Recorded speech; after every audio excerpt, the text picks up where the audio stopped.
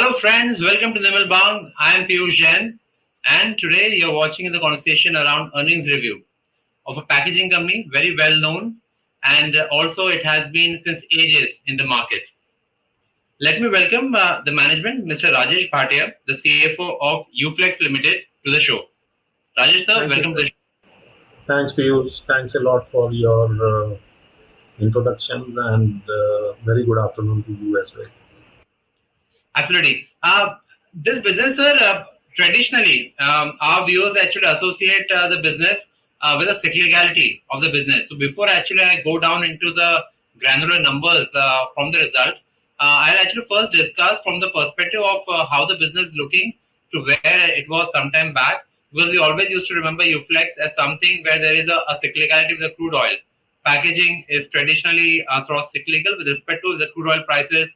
The decline, packaging benefits a lot. It goes up. Basically, there is a sort of I would say headwinds for the margins. But now the business is very much diversified, and I would like you to take your views on how the business is, how much diversification has happened.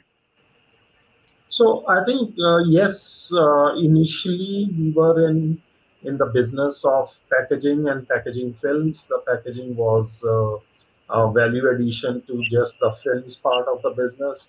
But over the years, what we have also done is diversification to the extent that the packaging is not only now the flexible packaging. We are also into the liquid packaging, which is called aseptic. We are also into the various raw materials for the packaging business, like chemicals, inks, adhesives, cylinders also we make of our own. And all these businesses over the years have now grown to become so large that their internal customer, that is within UFlex, the consumption may be 30 to 40%, and the rest of the 60 to 70% is what they're catering to the third party customers also, which makes them more competitive, which makes them look beyond just an internal customer. And what I'm saying is, even if, let's say, the packaging business may be down because of a cyclicality, some of the other businesses like aseptic, like chemicals, like inks, adhesives, or your engineering business, they then maybe they may be through their upcycle at that point in time. So there is a diversification always helps you to sort of protect your revenues and the margins. So that's what we've seen in India business, in the current fiscal as well as in the current quarter. Volumes are up, the revenues are up, EBITDA is good, and there's a we clearly seeing that whatever happened in the last quarter, the current quarter, 1 month has passed, how it is going. So it's all happening in a positive direction in that particular business. Our overseas business is only one, packaging films. Yes, we have a BOPP, we have CPP, and we have PET, and there each one of them have their own cyclicality and the demand supply equilibriums. But largely it remains one product category business, and to that extent you will see much more cyclicality happening, impacting there rather than in India. Right. Following that theme, sir, if I sort of say who would be actually your major customers from the perspective of sectors? So we have everybody. We have Coke, PepsiCo, Hindustan Lever, Nestle, Britannia, and then these are the large names. And then we have in the packaging films globally, we will have Amcor, we will have Guinness, we will have Hutamaki. So who's who of our customers? The top rung also, the medium rung also. I may not have all the names right now available with me, but we do business with HUL, we do business with ITC as well. Uh, so I think given our size and given the way we are diversified, even in Sure. a product category in a particular category, like if you say flexible packaging, now flexible packaging has various subsets of the businesses also. Holographic is one of them. Then you have Sprout. Then you have roll form. Then you have many other forms of this packaging. So we present in almost all of them, and that's where uh, you know uh, we know for sure that all the MNCs who will elsewhere be with the large players, global players in their other jurisdictions. But yes, we do do business with them in India, not for now, but for many years. So I think the customer wise, we pretty lucky to be dealing with everybody, and we do an extra effort in maintaining them on. Right, sir. Let's jump in volume growth. How the volume growth was in the December quarter? So December quarter packaging, we saw about 34% volume growth on a year-on-year basis. And the packaging business only is in India. But on the packaging film business, we saw a growth of about we saw a degrowth of about I think about 10 overall degrowth in the packaging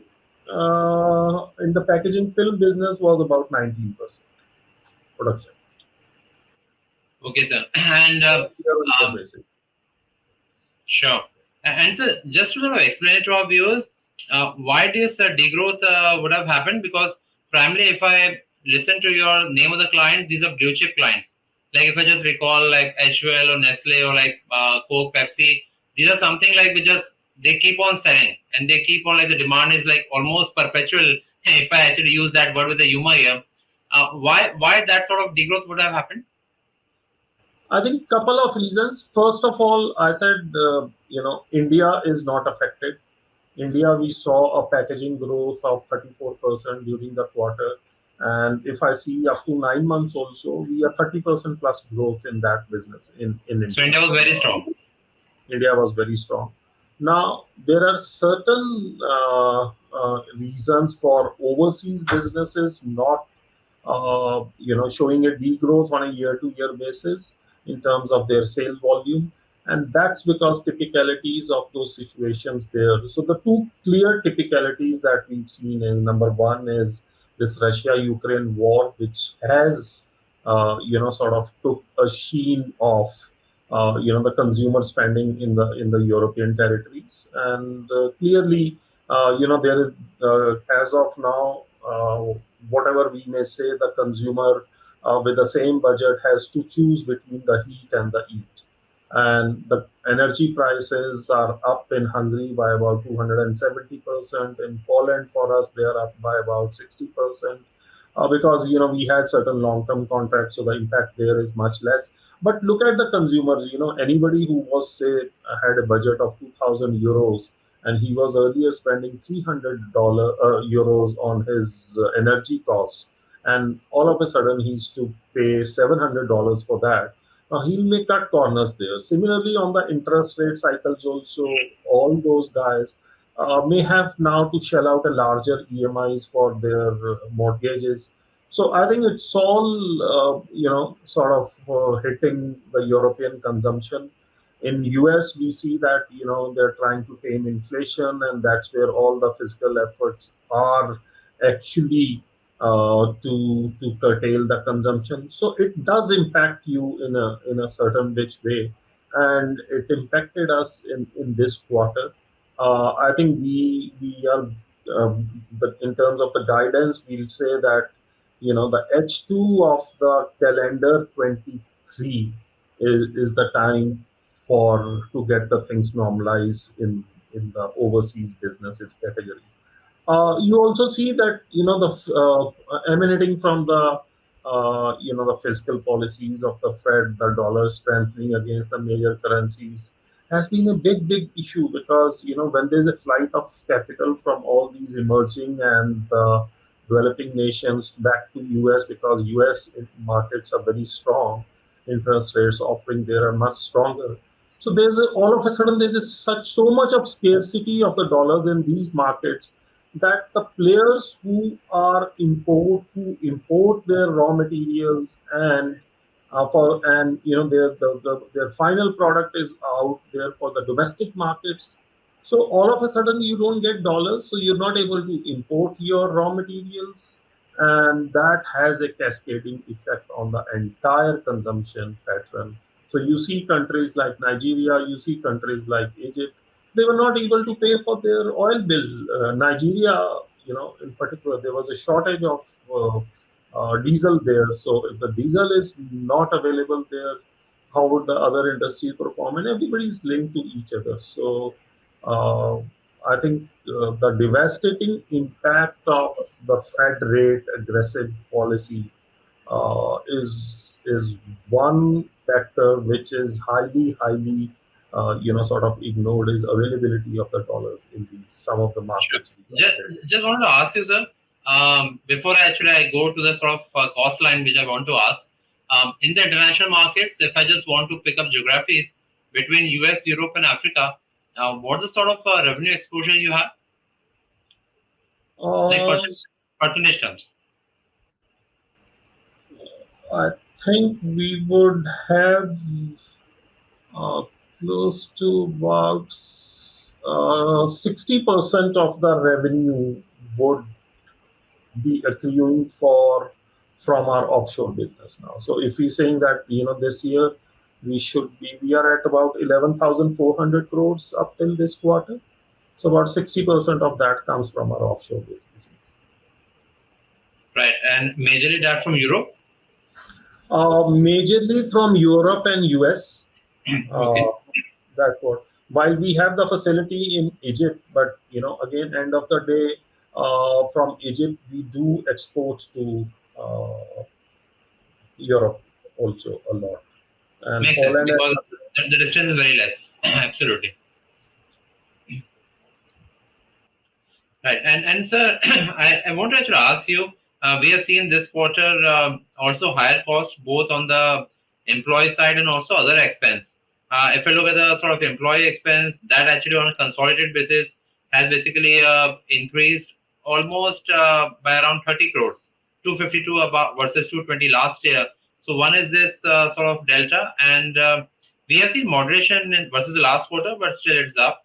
Other expense, basically, we have seen a sort of increase almost by 100 crores versus last year. Any sort of idea, sir? What could have been the reason for this?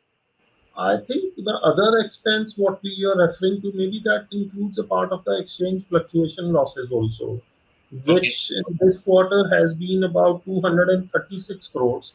In a normal quarter, you will find them on a plus or minus side by between 10 to 20 crores, which is very normal.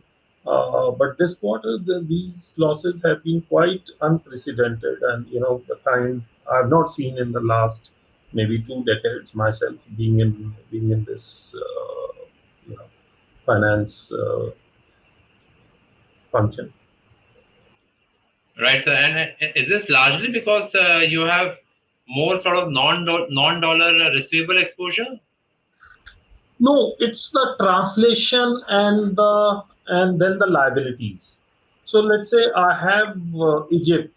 In India you'll work in rupee. No, you'll invoice your customers in rupee, and then for your consolidation, when that balance sheet has to be converted into rupee, so the Egyptian pound to dollar and then from dollar to rupee, I think that's where this. So this, while this is a notional, most of it is a notional loss, but then it does come to hit you. It's Absolutely. because you're not making a dollar balance sheet, you're making a rupee balance sheet.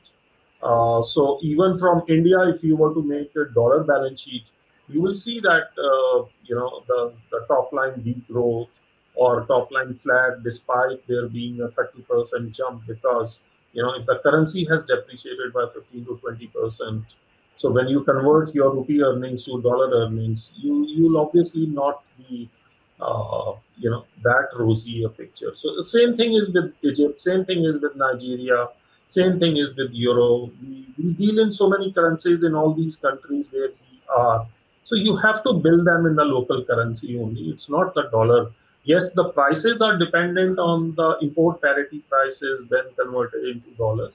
But all your local sales have to be in those respective currencies as well. When you translate those currencies into your reporting currency, that's where the hit comes in. Okay.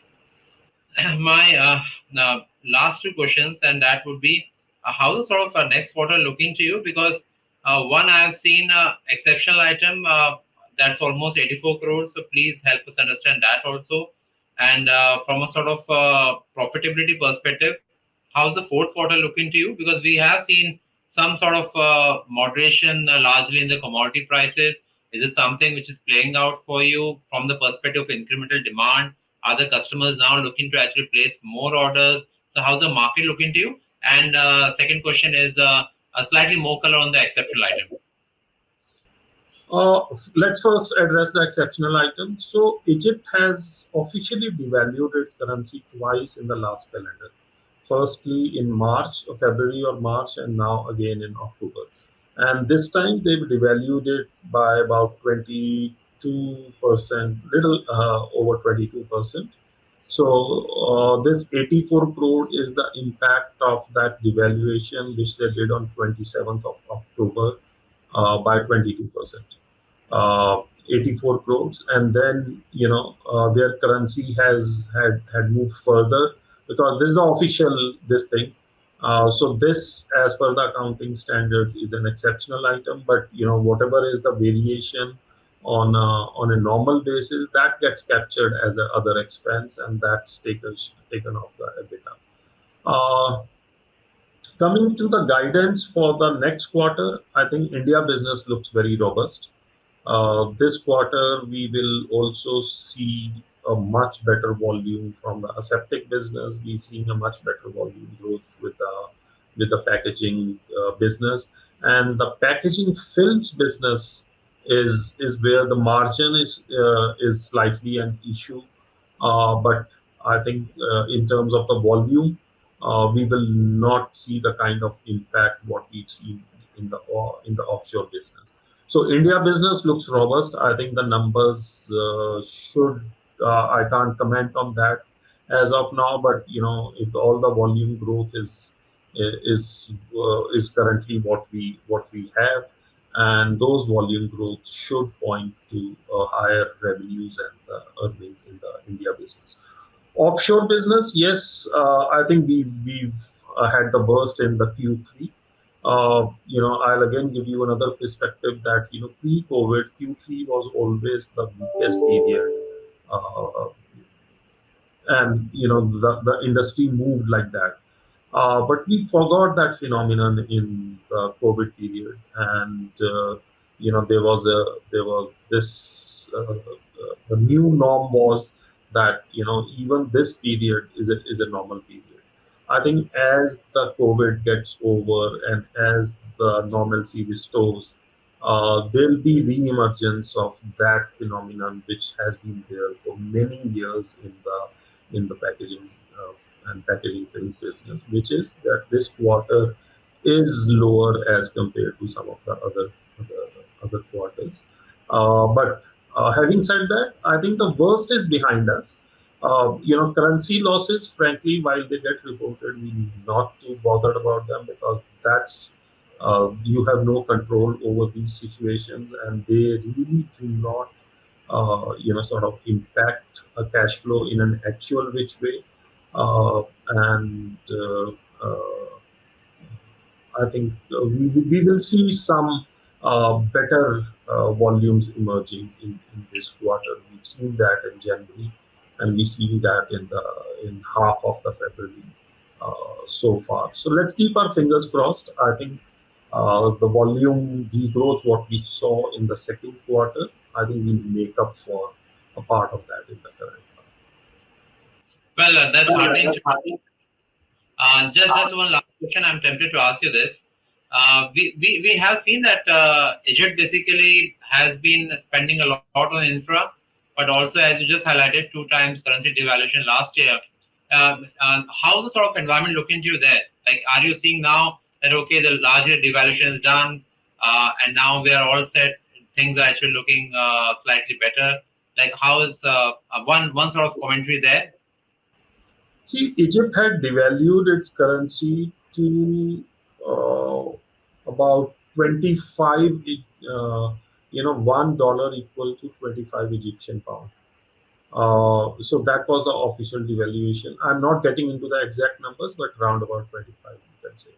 Now, from there on, if you see, the markets have still moved further, and now it is at about 30.5. So there has been a further impact of that currency fluctuation in the month of January and as we speak today. So up to 31st March, whether it's that what happens and all that, I think remains to be seen. But we saw in Russia when it all started with the war, it was 65 ruble to a dollar. It became 125, and within the same quarter, it came back to 75 levels or so. So I think this is one thing which we can't really control, and we'll have to go by. But so far as you are using that money within that region to expand, you are not too bothered. Rather, a currency devaluation in Egypt will be helpful to you in the long run because the imports become more costlier. So you get better protection even if you don't have a tariff barrier in terms of imports over there. So that's how we sort of take it. Egypt has been our biggest region outside of India over the years, and obviously, we feel comfortable, doing business there, and except for this devaluation part, which hits your numbers, not affecting your cash flow. I think you'll have to take it in your stride. Right, Mr. Bhatia, thank you for showing all the patience and answering the questions for our viewers. I think the best part is that our viewers actually got a good idea about the business model, the diversified nature of the business, and also how actually we're progressing on the sort of volume story from third quarter to fourth quarter and towards the next year. So thank you for coming on our show. Pleasure talking to you, Ms. Jan, and look forward to similar more interactions in the future. Thanks a lot. Thank you, sir. And dear viewers, with that, it's a wrap for this part of the show. Subscribe to our YouTube channel for in-depth interviews of India Inc. and press the bell icon so that you do not miss our updates.